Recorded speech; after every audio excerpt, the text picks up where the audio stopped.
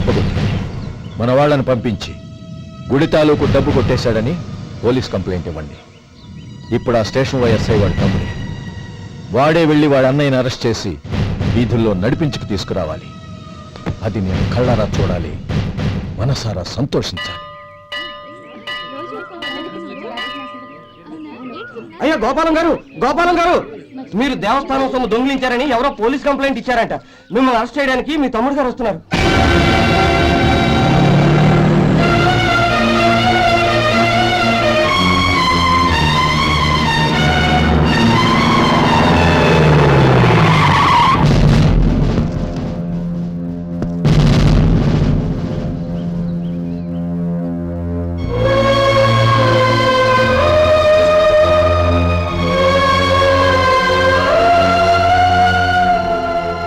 చూడు గోపి, ఎప్పుడు నువ్వు ఉద్యోగంలో చేరావో అప్పుడే తన పరానే తేడా మర్చిపోవాలి.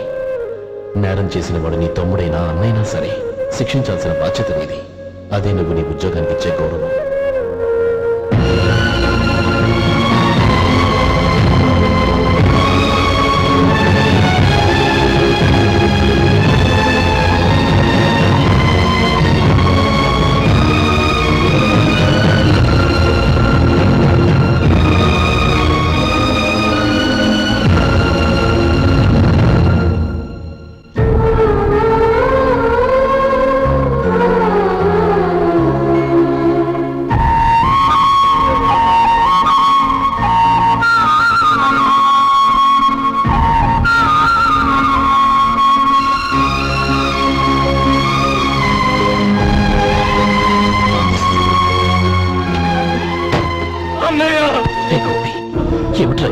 నన్ను క్షమించన్నయ్య. నేను కోరి ఉద్యోగుల చేతులు మాట నిజమే, కానీ ఇలాంటి పరిస్థితి ఎదురవుతుందనుకోలేదు. నా ఒంట్లో ప్రతి రక్త పట్టు నీ భిక్షనన్నయ్య. నిన్ను అవమానపరిచి ఉద్యోగం నిలబెట్టుకునే బదులు నా ప్రాణాలను వదులుకుంటారు, కానీ ఈ పని మాత్రం చేయలేనన్నయ్య.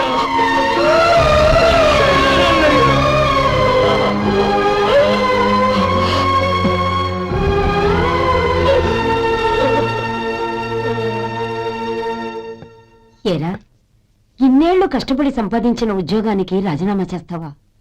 కనీసం నీ పెళ్ళాం ఏమనుకుంటుందోనని ఆలోచించావా? ఇందులో అనుకోవడానికి ఏముంది మామగారు? ఎండనక వాననక కష్టపడి ఓ తండ్రి కంటే ఎక్కువగా ఈయన్ని పెంచి పెద్ద చేశారు బావగారు. అలాంటి దేవుణ్ణి అరెస్ట్ చేసే ఆ ఉద్యోగం ఈయనకు అవసరం లేదు. బాగుంది. అన్నకు తగ్గ తమ్ముడు, తమ్ముడికి తగ్గ పెళ్ళాం. సరే, మీ ఇష్టం.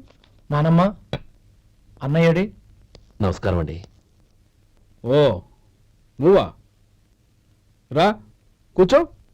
పర్వాలేదండి. ఏంటి ఇలా వచ్చావు? ఆ రోజు నా కంపెనీని మూసేయమన్నారు. ఇప్పుడు నేను మూసేయడానికి సిద్ధంగా ఉన్నాను. దానికి ప్రతిఫలంగా నాకు 5 లక్షలు కావాలి. అలాగే, నీకు కావలసిన 5 లక్షలు నేను ఇస్తాను. చాలా థ్యాంక్స్ అండి. కానీ మీరు మీ కంపెనీని మూసేయక్కర్లేదు. సార్? అవును మిస్టర్ మధు, మీ అన్నగారికి జరిగిన అన్యాయం గురించి తెలుసుకున్నాను. మీ కుటుంబం గురించి కూడా విన్నాను. సహజంగా అందరూ ఐకమత్యానికి ఉదాహరణ రామలక్ష్మణులు అంటారు. కానీ ఆ రామలక్ష్మణులు ఎలా ఉంటారనేది పుస్తకాల్లో చదవడం తప్ప ఎవ్వరూ చూడలేదు. మీ అన్నదమ్ములను చూస్తే ఆ రామలక్ష్మణులు ఇలాగే ఉండేవారేమో అనిపిస్తుంది.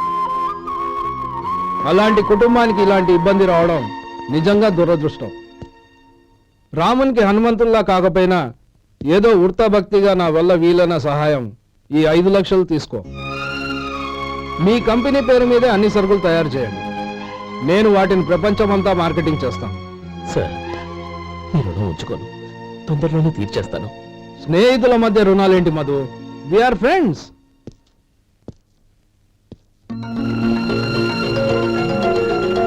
ఏంటో అక్కడ ఆగిపోయావు? రా. నువ్వు మీ అన్నయ్యని అరెస్ట్ చేయడానికి అట్టెళ్ళావు, ఆయన లొంగిపోవడానికి ఇటు వచ్చారు. అవును, యూనిఫామ్ చేత్తో పట్టుకొచ్చావేంటి? సార్, నేను రే, ఈ మాత్రం దానికే బెదిరిపోయి ఉద్యోగం వదులుకుంటావా? నువ్వు ఇలాంటివి ఎన్నో సమర్థవంతంగా ఎదుర్కోవాలి. నిన్ను నేను ఎస్పీగా చూడాలి. అది కాదన్న. ఇంకేం మాట్లాడకు. ఇన్స్పెక్టర్ గారు, నన్ను లాకప్లో పెట్టండి. ఆగండి సార్, ఆ డబ్బు ఎక్కడికి పోలేదు. నేనే తీసి జాగ్రత్త చేశాను. ఈ విషయం అన్నయ్యకి తెలియక బ్యాగులో డబ్బు కనబడకపోవడంతో అది పోయిందనుకున్నాడు. నేను పట్నం నుంచి వచ్చేసరికి జరిగిన గొడవంతా తెలిసింది. రే మధు, జరిగిన దానికి నన్ను క్షమించనయ్యా. ఇంటికి వెళ్ళాక అన్ని వివరంగా చెప్తాను. సార్, ఇదిగోండి 5 లక్షలు. ఇది కమిటీ వాళ్ళకి అప్పగించి ఈ కేసు కొట్టేయండి సార్. భలే వాడివయ్యా, తీసినప్పుడు ఒక మాట ఆయనతో చెప్పుండొచ్చుగా. అనవసరంగా పెద్ద ఆయన స్టేషన్ వరకు రప్పించావు. Sorry sir. అన్నయ్య, మీరు ఇంటికి వెళ్ళండి, నేను లెక్క అప్ప చెప్పేసి వస్తాను. వస్తానండి. అలాగే.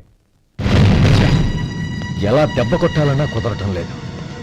అయినా వీళ్ళకు ఉన్నపళ్ళంగా 5 లక్షలు ఎలా వచ్చాయి? అదే బావా, నాకు అర్థం కావటం లేదు. నీకు అర్థమైతే ఆశ్చర్యపడాలి కానీ అర్థం కాకపోతే ఆశ్చర్యం ఏముంది? Useless fellow.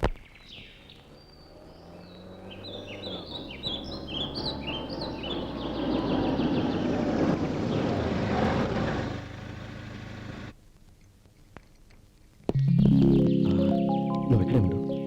అన్నయ్య మూడు ఎలా ఉందో చూసి నేను లోపలికి తీసుకెళ్తాను. ఓకే? అలాగే.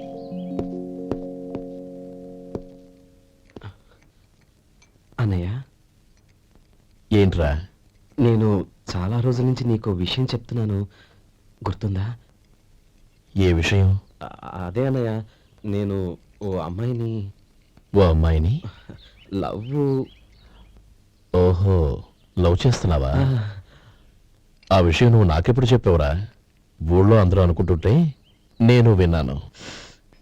సారీ అన్నయ్య, నీకు చాన్నాళ్ళుగా చెప్పాలనుకుంటున్నాను కదా, అందువల్ల చెప్పేశానేమో అనుకున్నాను. ఓహో, ఆ అమ్మాయి వచ్చింది అన్నయ్య, బయట నిలబడి ఉంది. బయట నిలబెట్టడం ఏమిట్రా? లోపలికి తీసుకురా. అలాగే అన్నయ్య. ఏయ్, అన్నయ్య మంచి మూడ్లో ఉన్నాడు, రా. కమ్.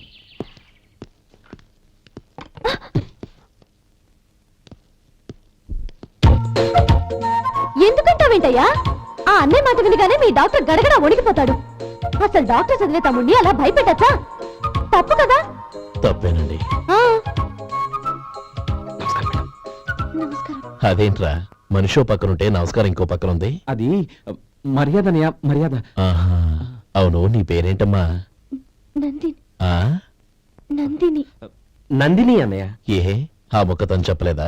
పెద్దలంటే మహాగౌరవం అన్నయ్య. మీ ఇద్దరు ఇంత క్లోజ్ ఫ్రెండ్స్ కదా, ఆయన నాతో కూడా ఎక్కువ మాట్లాడదు ఓహో, కదా. నాకు మీ డాక్టర్కి పెళ్ళవని అప్పుడు అన్నయ్య సంగతి చెప్తాను. ఏం చేస్తానండి? ఏం చేస్తానా? సంవత్సరం తిరగకుండానే కవల పిల్లలు కని వాళ్ళ అన్నయ్య చేతిలో పెడతాను.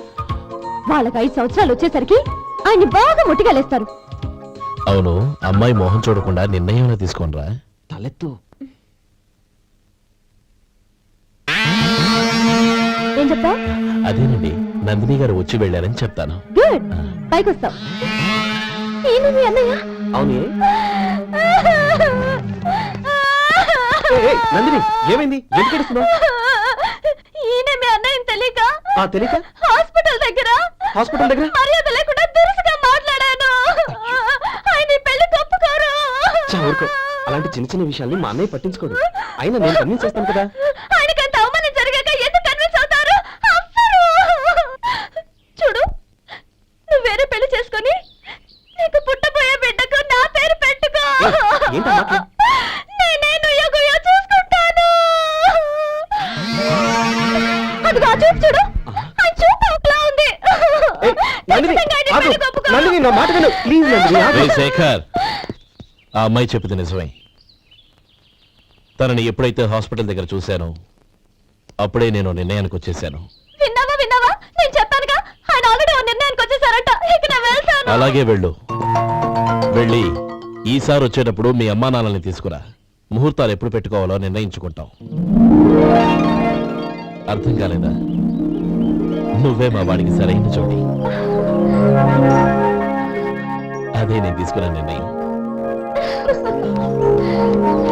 థ్యాంక్ యూ బావగారు, నన్ను ఆశీర్వదించండి. లేమ్మా, శీఘ్రమేవ కళ్యాణ ప్రాప్తిరస్తు.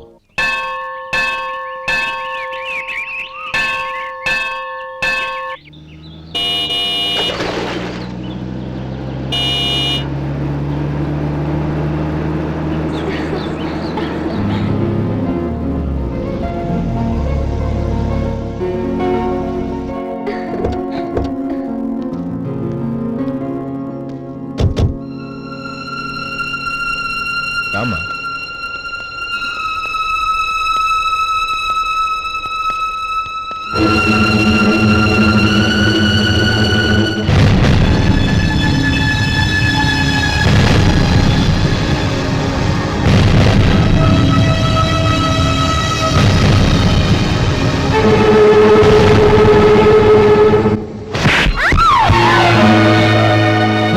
చేసావు కదే. ఒక బిచ్చగాడిని నువ్వు కోరుకున్న వాడికి ఇచ్చి చేసేవాడిని. కానీ నువ్వు ఎవరిని ప్రేమించావో తెలుసా? ఎవడి నీడ సోకితే పంచమహాపాతకాలు అంటుకుంటాయనుకుంటున్నానో వాడి తమ్ముణ్ణి. ఆ రోజు ఆ గోపాలం గాడు నిశ్చితార్థం వరకు వచ్చి నా చెల్లెల్ని చేసుకోనని వెళ్ళిపోయాడు. ఆ ఆవేశంలో తొందరపడి ఓ పొరుగురు వాడికి నా చెల్లెల్ని ఇచ్చి పెళ్లి చేశాను. ఆ తర్వాత తెలిసింది వాడికి అంతకు ముందే పెళ్లి అయిపోయిందని. వాడు పెళ్ళైన వాడైనా పర్వాలేదు, పరమ దుర్మార్గుడు. ఇంకొకరిని ప్రేమించిన దానివేగా అని దెప్పి పొడుస్తూ నా చెల్లెలికి మాటలతోనే నరకం చూపించాడు. అటు ప్రేమించిన వాడు దగా చేశాడు, ఇటు చేసుకున్నవాడు కిరాతకుడు. ఇలా చిత్రవధ అనుభవించి నా చెల్లెలు ఒకరోజు స్టవ్ పేలిపోయి చనిపోయింది. దీనికంతటికీ కారణం ఎవరు? వాడు అన్న. అటువంటి వాడింటికి కోడలుగా వెళ్తావా? ఒక్క మాట చెప్తున్నాను విను. నువ్వు జీవితాంతం పెళ్లి చేసుకోకుండా ఇంట్లో పడినా పర్వాలేదు కానీ వాడి తమ్ముడితో మాత్రం నీ పెళ్లి జరగదు. రేయ్, పురోహితుని రమ్మని చెప్పు. వచ్చే ముహూర్తంలోనే నీకు నందినికి పెళ్లి.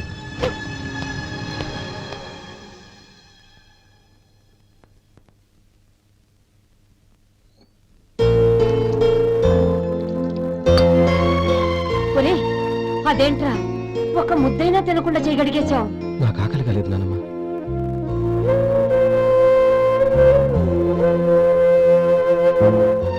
ఆ అమ్మాయి చాలా మంచిది, చదువుకున్న పిల్ల, మనందరికీ బాగా నచ్చింది. కానీ ఆ లక్ష్మీపతి గారి గురించి ఆలోచిస్తేనే నాకు భయం వేస్తోంది. వాడు మన కుటుంబం ఎప్పుడెప్పుడు విడిపోతుందా అని ఎదురు చూస్తున్నాడు. అన్నయ్య, ఆ అమ్మాయే కాదు, ఈ ప్రపంచంలో మన కుటుంబం కంటే నాకేది ఎక్కువ కాదు. ఆ పెళ్లి గురించి నేను మర్చిపోయాను, మీరు మర్చిపోండి.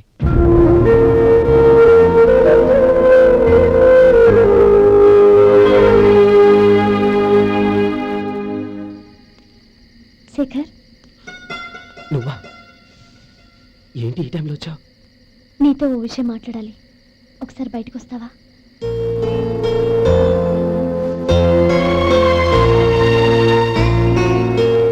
ఏంటి సూట్ కేసుతో వచ్చావు? శేఖర్, మా నాన్న నాకు వేరే పెళ్లి చేయాలని చూస్తున్నాడు. అందుకే నేను నిర్ణయానికి వచ్చాను. మన ఇద్దరం ఎక్కడికైనా పారిపోదాం. చూడండి, ఈ టైంలో నిన్ను నన్ను మా అన్నయ్య చూశాడంటే బాగోదు. నువ్వు వెళ్ళిపో. అన్నయ్య అన్నయ్య అన్నయ్య, ఎప్పుడు మీ అన్నయ్య మాటేనా? నీకు నేను ముఖ్యమా, మీ అన్నయ్య ముఖ్యమా? నాకు మా అన్నయ్య ముఖ్యం.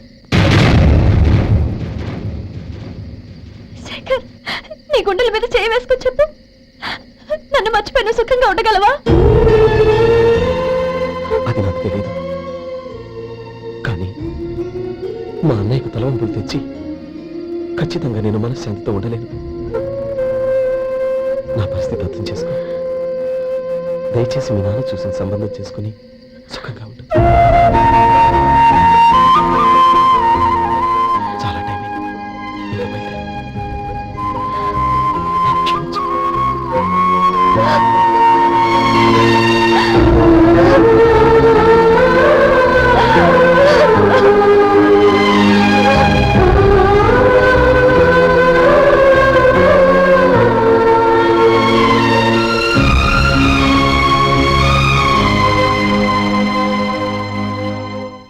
ఏంట్రా అలా మౌనంగా కూర్చున్నావు? ఏం లేదురా, కోరుకున్న అమ్మాయి రా పారిపోదామని వస్తే మా అన్నయ్య బాధపడే పనేది నేను చెయ్యలేను. నన్ను క్షమించని ఆ అమ్మాయిని పంపించేసాడ్రా నా తమ్ముడు. అది నా వాడికి నా మీద ఉన్న అభిమానం. ఇంతవరకు వాడు అడిగింది ఏది నేను లేదనలేదు. ఒక అన్నగా వాడి పట్ల నా బాధ్యతలన్నీ నెరవేర్చాను. అలాంటిది ఈరోజు వాడు మనసారా కోరుకున్న అమ్మాయిని వద్దని నేను ఎలా చెప్పగలనురా? వాడి సంతోషం కంటే నాకు కావాల్సిందే ఉంది. అందుకే నేను ఒక నిర్ణయానికి వచ్చాను. ఓపెనింగ్ స్టాక్ 31,700 అండి. ఈ రోజు 200 లారీల్లో 21,500 ప్యాడీ వచ్చిందండి. అవి ఈ పక్కన సర్దించానండి. తర్వాత ఇవి నిన్నొచ్చిన ధాన్యం బస్తాలండి. 50 లారీల్లో 5,000 బస్తాల బియ్యం బయటకు పంపించామండి. సాయంత్రానికి మన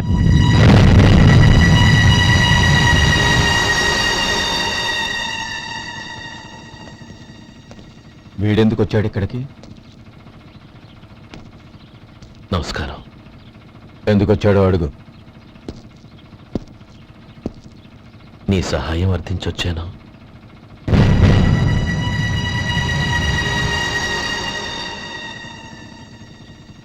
మీరు వెళ్ళండి.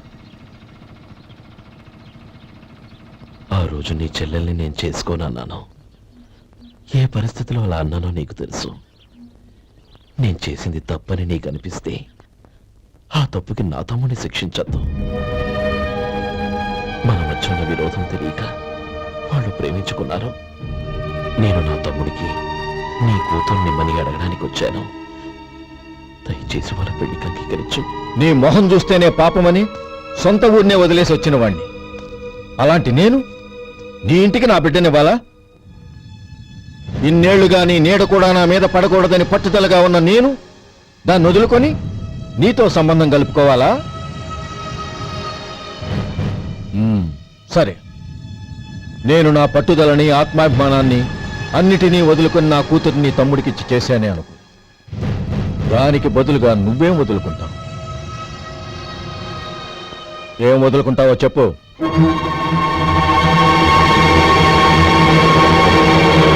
నీ ప్రాణాలు వదులుకుంటావా? అలాగే. నీ ప్రాణం వదిలితే నాకేంట్రా లాభం? నువ్వు దేని మీద అయితే ప్రాణాలు పెట్టుకున్నావో దాన్ని వదిలే. నీ తమ్ముళ్ళ మీదగా నువ్వు ప్రాణాలు పెట్టుకున్నావు. ఆ తమ్ముళ్లను వదిలే. అన్న అనే బంధానికి నువ్వు నీళ్లు వదిలేయాలి. ఎప్పుడు నీ తమ్ముడు నా కూతురి మెళ్ళలో తాళి కడతాడో అప్పుడే నీకు నీ తమ్ముళ్లకు ఉన్న అనుబంధం తెగిపోవాలి. నీ తమ్ముడు నా కూతురి మెళ్ళలో తాళి కట్టడానికి ముందే నువ్వు శాశ్వతంగా ఈ ఊరొదిలి వెళ్ళిపోవాలి. వీటన్నిటికీ నువ్వు అంగీకరిస్తేనే ఈ పెళ్లికి నేను అంగీకరిస్తాను.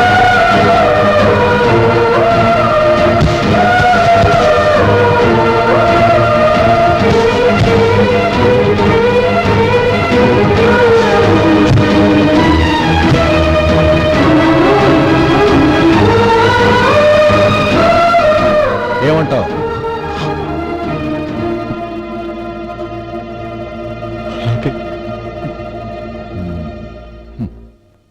ప్రమాణం చేయి.